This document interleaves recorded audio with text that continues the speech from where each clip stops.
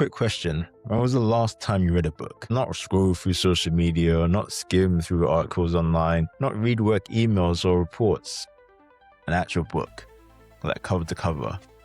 When you get lost in the pages and forgot about everything else. If you're like most people, it's been a while. The average person reads less than one book per year. Meanwhile, they spend hours daily scrolling through bite-sized content that their brain forgets within minutes. Here's what most people don't realize. Reading isn't just about entertainment or education. It's one of the most powerful tools you can have for maintaining and improving brain health. The science behind it is remarkable. I'm Jay Roy, founder of Nike1, and this is the Health Hustle Podcast. And today, we're talking about why reading needs to be part of your wellness routine, how it literally changes your brain, and why swapping 30 minutes of screen time for reading could transform your mental health, cognitive function, and overall well-being. This isn't about becoming a bookworm or reading X number of books a year. It's about understanding that your brain needs activity the way that your body needs movement. Let's dive in. Let's start with the science. What's actually happening to your brain when you read? And why is it so different from scrolling through social media and watching TV? The whole brain workout, like when you read, you're activating multiple regions of your brain simultaneously. This isn't passive consumption, it's active engagement. Your brain is processing visual information, recognizing letters and words, decoding language, like understanding meaning, creating mental imagery, like visualizing like what you're reading, and making connections, like linking new information to existing knowledge, engaging emotions, responding to characters and situations, and predicting what comes next, like active anticipation. It stores memories, so retaining information. No other activity engages your brain this comprehensively, really. Not TV, not podcasts, not social media, not media scrolling. It's like the difference between doing a full body compound workout versus just relaxing one muscle. And it's a huge difference. Reading works the whole brain. Here's where it gets really interesting. Reading literally changes the structure of your brain.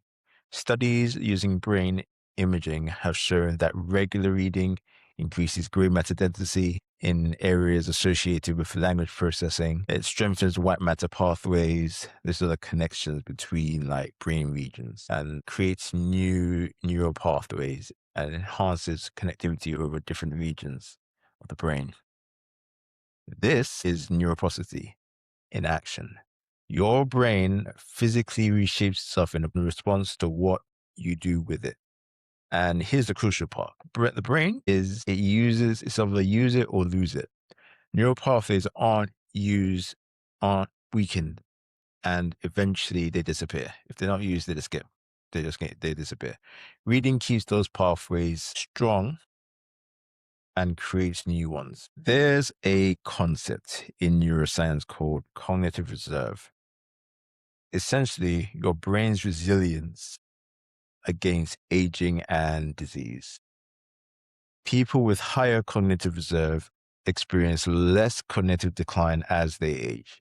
They have lower risk of dementia and Alzheimer's. Recover over, maintain better mental sharpness for longer. Reading is one of the most effective ways to build cognitive reserve. Studies show that people who read regularly throughout their lives significantly have better cognitive function in old age and lower rates of cognitive decline. You're literally building a buffer against your brain aging. That's powerful. In our world of constant distraction, sustained focus has become a rare skill. And it's a skill, one that atrophies without practice. Reading requires sustained attention. You cannot multitask while reading. Well, you can try, but you won't retain anything. You have to focus on one thing for an extended period. This trains your brain to filter out distractions, maintain attention on a single task, resist the urge to constantly switch activities, engage deeply rather than skim superficially. Every time you sit down to read for 30 minutes, you're training your focus muscle, and that carries over to everything else: your work, your conversations, your ability to be present. Reading is a memory workout. You're constantly remembering characters and their relationships, tracking plots, points, and arguments, recalling information from earlier in the book, connecting what you read now and what you read before. This active memory engagement strengthens your memory systems. Studies show that people who read regularly have better memory function than those who don't. And unlike memory games or apps, reading gives you meaningful content to remember, not just arbitrary information.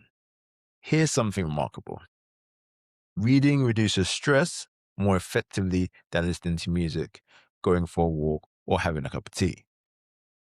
A study found that just 6 minutes of reading can reduce stress levels by up to about 68%, roughly.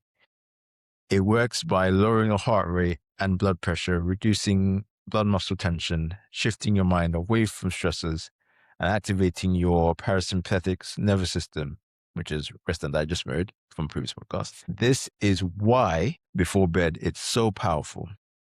It signals your body that you're safe to relax, and it helps transition you from stress mode to rest mode. This one basically surprised the researchers there, but it's well established by now. Reading fiction increases empathy and emotional intelligence. When you read about characters' thoughts, feelings, and experiences, your brain stimulates those experiences. When you essentially practicing understanding perspectives from your own studies show that people who regularly read fiction score higher on tests for empathy and emotional intelligence. They're better at reading social cues. They have stronger theory of mind. They're understanding that others have different thoughts and feelings, show more pro-social behavior. This isn't just about being a nice person. Empathy and emotional intelligence affect your relationships, your career options, your career success, your mental health, your overall life satisfaction. Reading makes you a better human, or make you better at being human. Now, let's talk about why reading books is fundamentally different from consuming content on screens, even when that content is text. Screen-based reading, whether it's social media, news articles, or even ebooks on phones, tends to be shallow and fragmented. You're skimming rather than reading deeply, constantly interrupted by notifications, jumping between different pieces of content, really finishing what you started. Processing information superficially. Book reading is deep and sustained, uninterrupted if you put your phone away, linear and coherent, completed. Like when you finish the book, it's processed thoroughly. Your brain develops different patterns depending on which type of reading you do. Too much screen reading and you lose the ability to read deeply. You become a skimmer, even when you try to focus. I've noticed this within myself. I spend too much time on social media. I struggle to settle into a book. My brain wants to skim and to jump around, to check something else. It takes conscious effort to retain that deep reading capacity. Screens emit blue light, which suppresses melatonin production and disrupts your circadian rhythm.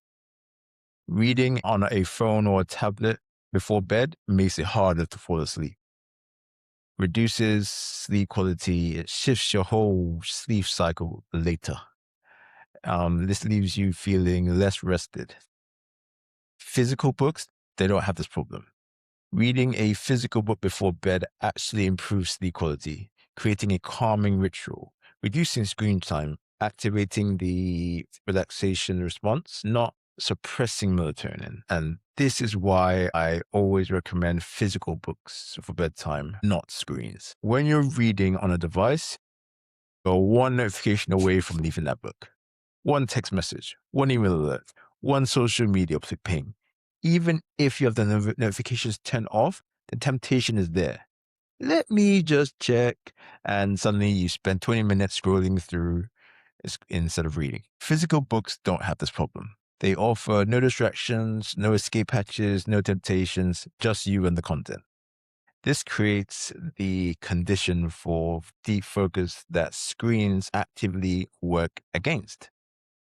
Studies consistently show that when people retain information better from physical books than from screens. Why? Well, there's several reasons why. Physical books provide spatial memory cues. You remember roughly where in the book you needed that something was. You're less distracted and therefore encoding more effectively. The tactile experience creates additional memory anchors.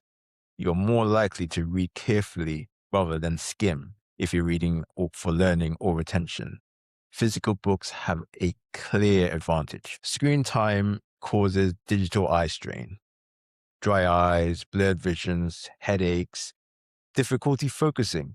You might not even notice immediately, but spending hours on screens puts significant stress on your eyes.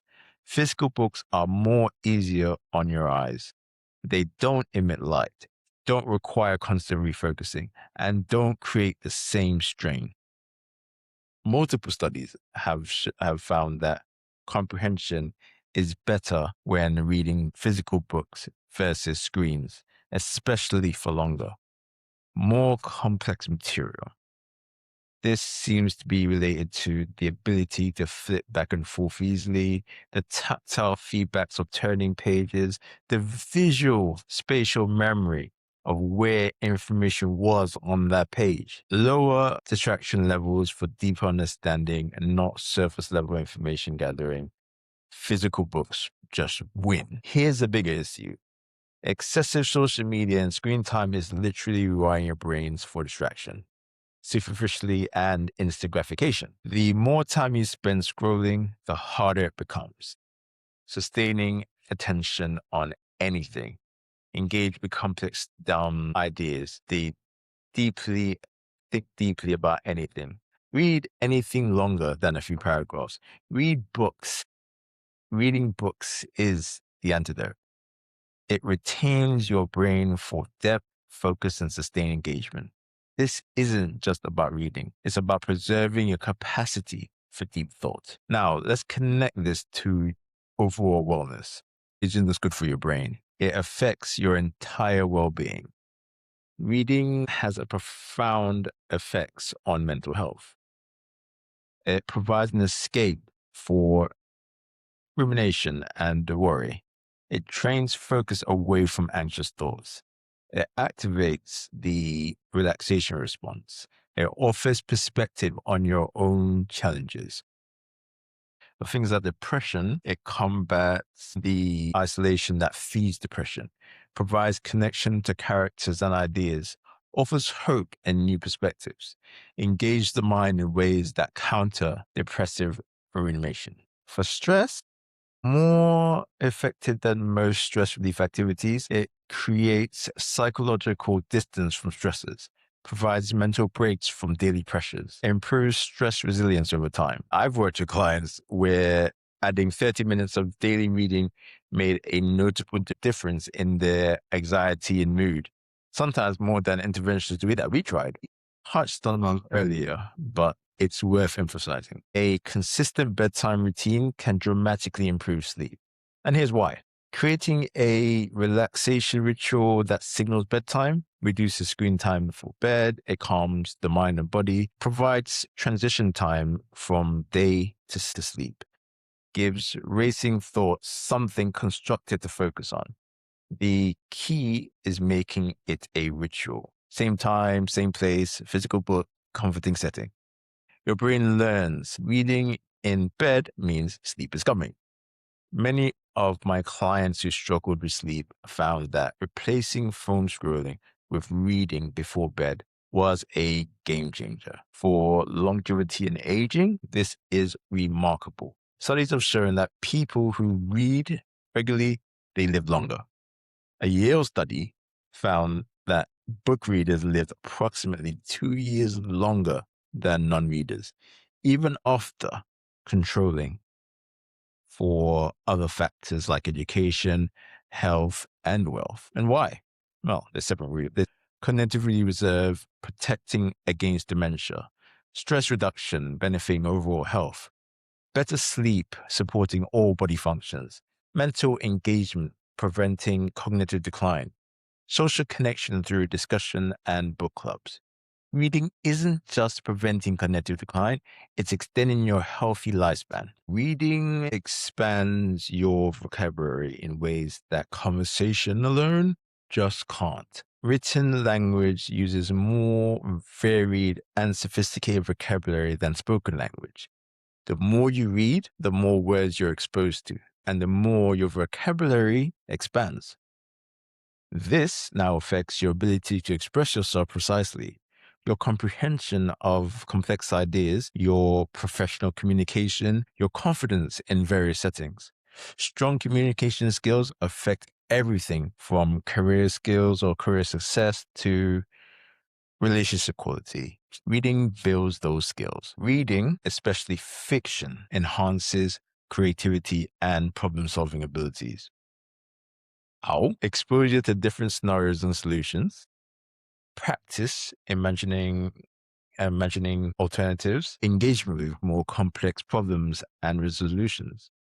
Mental flexibility from different narratives. Pattern recognition across different contexts. People who read widely read better at thinking outside the box, seeing problems from multiple angles, generating creative solutions, making unexpected connections. This applies to work challenges, life problems, and creative endeavors. Every book that you read adds to your knowledge base, but more importantly, it provides context for future learning. The more you know, the easier it is to learn new things because you have more frameworks to connect new information to. This is compounding returns on learning. Each book makes the next book look easier to understand and more valuable. Over time, this creates exponential growth in understanding wisdom. A little side thing for me is that just recently, one of my colleagues gave me an electronics book to learn electronics a little bit more at the workplace. And I've only read a little bit of it, but that little bit that I read enabled me to help fix quite an expensive bit of kit and get it going again. Yeah, it actually made it a lot easier for me to understand what the problem was instead of digging too far into trying to fix it. It was quite a surface level thing that stopped it from working completely. But even after I'd found a solution, I still found it interesting that I still wanted to delve deeper into the machinery. Whereas before, like years ago, I wouldn't even have touched the thing. But because I simply read a book, that gave me the knowledge and confidence to be able to look at and now effectively fix that expensive bit of kit. So that really does bring that home about how much reading can just change your life within a certain amount of time. And I haven't even finished reading the book yet.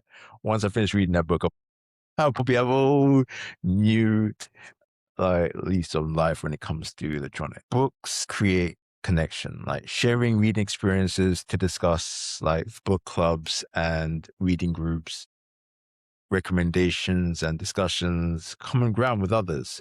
Some of my meaningful conversations have been about books, like sharing insights, different interpretations, debates about ideas.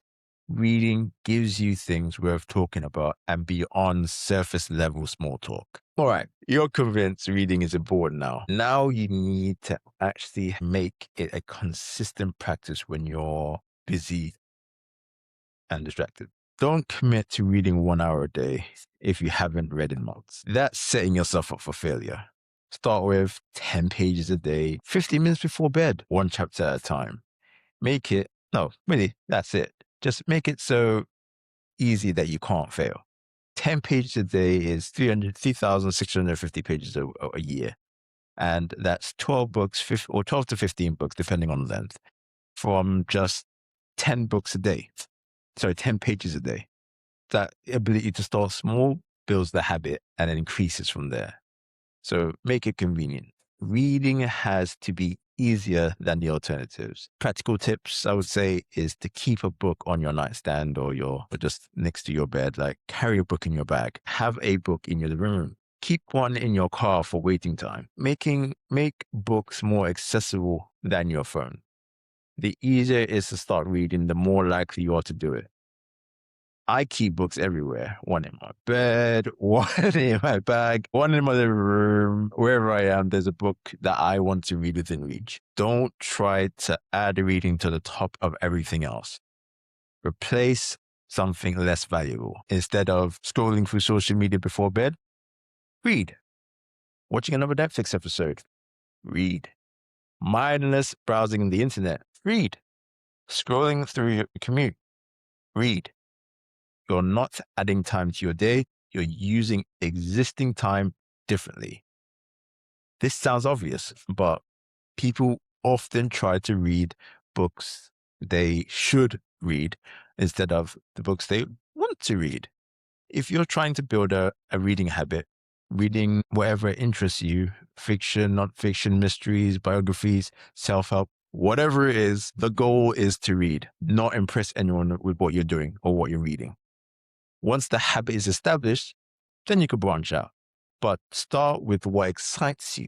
Use the 2-book strategy. Keep 2 books going. One brain book, something challenging, educational, thought-provoking, and then one fun book, something engaging, entertaining, easy to read. When you're tired, stressed, read the fun book. When you're alert and want to learn, read the brain book. This prevents reading from feeling like work while still getting the benefits of both types. Make your reading space inviting. Comfortable seating, good lighting, no phone nearby. Seriously, just put it in another room. Quiet or gentle background noise. A comfortable temperature. The most pleasant experience, the more you'll want to do it. Some people find tracking motivating. Others find it makes reading feel more like work. If tracking helps you, try Goodreads or similar apps. A simple list of books read, pages or minutes read per day, annual or reading goals. If it doesn't help, skip it. The goal is to read, not hit arbitrary numbers. Reading with others adds accountability, so you want to finish before the meeting, motivation, so the discussions are engaging. This gives you deeper understanding, so hearing different perspectives. Gives social connections, so community around sharing interest. This can be formal book clubs or just friends who read the same books and discuss them. You have more time than you think. Waiting at appointments, commuting if you're not driving, obviously, lunch breaks, early morning coffee, before bed. Instead of scrolling when bored, these small pockets help to build up significant reading time. Physical books are ideal, but audiobooks and e-readers have their place. Audiobooks for commuting, exercising, household chores, when your eyes are tired. Ebooks for traveling, lighter than multiple books, reading in the dark, adjusting in size, easy to access to many books. Physical books more for bedtime reading, deep focus sessions, better attention, no screen time. Mix formats based on your needs, but prioritize physical books when possible. If a book isn't working for you after 50 to 100 pages, put it down and pick up something else. Life's too short to read books you're not enjoying. This isn't school. There's no test. The only bad book is the one that keeps you from reading. Well, at Nike One, we integrate reading into a holistic wellness approach because we understand that the brain health is inseparable from overall wellness. We don't just focus on physical fitness, mental fitness, including cognitive health, learning, and mental stimulation is equally as important. Reading is one of the most accessible, effective tools for mental fitness. We encourage it as part of every client's routine. The evening routine integration, we would probably have like reading fits perfectly into a healthy evening routine. Signals transition from work to rest, as I said earlier. It replaces screen time, prepares your body or mind for sleep. It provides stress relief, creates and a ritual. We help clients build sustainable evening routines that support all aspects of wellness, and reading is often a key component. One of our core values at Nike is continuous learning and growth. Reading embodies this. We encourage clients to read about topics that interest them, challenge themselves with new perspectives, learn about wellness, psychology, personal development, explore fiction for empathy and creativity, stay curious and engaged. This growth mindset affects everything else: their training, their nutrition, their life goals. We create opportunities for clients to discuss what they're reading, share recommendations, and learn from others' insights. This adds social connection and deeper engagement to the reading practice. We help clients to see how reading connects to their wellness goals. Better focus from reading improves workout quality. Stress reduction from reading improves sleep. Better sleep improves everything else. Mental stimulation supports motivation and goal clarity. Improved communication skills enhance relationships. Nothing exists in isolation. Reading supports the entire system. Here's your action plan for building reading practice that supports your brain health. This week, choose one book. Pick something you're generally interested in reading. Not what you should read, what you want to read. Set a tiny goal. Commit to 10 pages or 50 minutes a day. That's it. Replace one screen habit. Choose one time when you usually scroll or watch TV and read instead. This month, establish a reading time. Pick a consistent time for reading. Before bed is ideal, but any regular time works. Create your reading space. So set up a comfortable spot with good lighting and no phone nearby, please. Track your progress. Notice how you feel after reading versus screen time. Pay attention to your sleep quality, mood, and focus. But for the long term, build a 30-minute daily. Gradually increase your reading time. 30 minutes a day is the sweet spot for most people. Diversify your reading. Reading different genres and types of books, fiction to nonfiction, challenging and entertaining. Join and create a community. Find others to discuss books with, and this adds motivation and depth. Quick wins. Put a book on your nightstand. Delete social media apps from your phone, or at least move them off the phone home screen. Set a bedtime reading reminder. Keep a book in your bag. Tell someone that you're reading. Accountability and conversation is a good starter. Put your phone in another room during reading time. Track the first book you finish. Celebrate the win. Book selection tips that I can give. If you haven't read in a while, try fast-paced fiction. That hooks you immediately. Short books that you can finish quickly builds momentum. Topics that you're generally curious about. Authors recommended to you by people who taste that you trust. Warning signs you need to adjust. Reading feels like a chore. You're not retaining anything. You keep choosing your phone over the book. You've been on the same book for months. If these things keep happening, the book you might not be right for you, or you might need to adjust your approach. Don't force it. Make it enjoyable. Here's what I want you to remember. Your brain is the most important organ you have. Everything you experience, everything you think, everything you feel, everything you do, it all happens in your brain. Taking care of your brain isn't optional. It's essential. And reading is one of the most powerful, accessible, science-backed tools you have for brain health. It's not about being intellectual or impressing someone. It's about keeping your brain sharp and resilient. Reducing stress and improving mental health builds focus in a world of distraction. Improving sleep and overall well-being. Staying engaged, curious, and growing. 30 minutes of reading instead of scrolling. That's all it takes to start seeing benefits. You don't need expensive programs or complicated protocols. You just need to pick up a book and start reading. At Icon, we help people build comprehensive wellness practices that address physical, mental, emotional, and life integration. Reading is a simple but powerful tool that supports all of these areas.